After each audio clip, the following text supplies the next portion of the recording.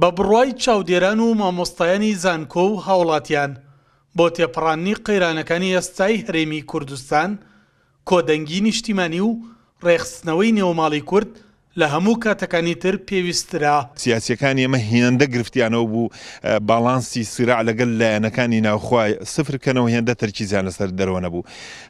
پێش هەموو شتێکەوەی کە باویستی خۆمانیەوەی واقع سەپاندوێتی بەسەرمانە ئەگەر وانەکەن خراپترە بێ یەگەڵ وێسیانی بەلانی لانی کەم لەم زروفە هەوڵ بدرێت لەوە زیاتر کورد پەرتەوازە نەبێت لە ناوخۆیە. ئەمە یەک. دوو، چاوەڕوانکردنی ئەوەی لە ئایندا لە ڕۆژهەڵاتی ناوەڕاستە چی کە ڕۆیە. یعنی بەدڵنیایەوە دوای ئەمە گەمی گەورەتر بەڕێوەیە، بەدڵنیایەوە پێچێ بەریەکەوتنەکان زۆر گەورەتر ببن. ئایا کورد تا چەندێک ئەڕاتە ناو مەعادەلانەوە چۆن بە چەند میکانیزمێک ڕاتە ناو مەعادەلەوە بۆیە بەلانی کەمەوە تا ڕادەیەکدان بەخۆ ینی سەرکردایەتی سیاسی کورد کەمێک سەبر بگرێت چاوەڕام کات بۆ ئەوەی خۆی ئامادە بکە بە شێوازێکی باشتر لەگەڵ ئەو گۆڕانکاریانە بێتەوە کە لەم ماوە لە ناوچەکە ڕۆیە. ئەنجامدانی دیالۆگ لەگەڵ ناوەندا لە ئەنجامی دروستکردنی کۆدەنگی نیشتیمانیدا لەم قۆناغی ئێستادا تەنها ڕێگە چارەیە کە پێویستە کورد بیگرێتە بەر.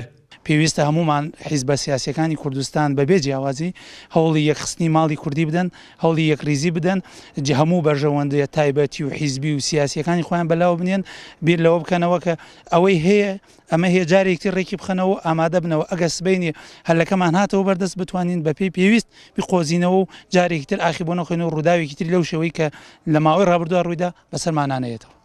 هاوڵاتی داوا ئەکات کە تۆزێک ئەرکی سەرشانی لە ڕووی ئابووری لە ڕووی سیاسیەوە کەمتر بێتەوە، ئەمەش کە بۆ ئەوەی کەم بێتەوە لایەنە سیاسیەکان ئەتوانن ئەوە بکەن، چونکە هاوڵاتی دەنگی خۆی گەاند و هاوڵاتی لەگەڵ هەموو داخوازیەکانی کووردا بوو و هاوڵاتی ئەو لایەنە سیاسیەکان چیان ویست هاوڵاتی بەدەمیانەوە هات و دەنگدان بە بەڵێ بۆ ریفراندۆم و بە ئەمانە هەمووی داخوازی لایەنە سیاسیەکان بۆ هاوڵاتی گاندی ئەنجام.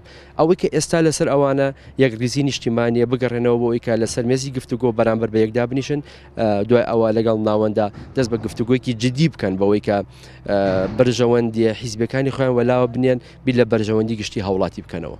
ئەوەی لە ئێستادا تاکە دەواازە بێت بۆ تێپەڕاندنی ئەم دۆخەی کە لە پاش ریفراندۆم هاتووەتە ئاراوە زیاتر یەکریزی نێوماڵی کورد و کۆدەنگی نیشتیمانیە. سەڵات جەمیل، کوردسات نیوز، هەڵەبجە.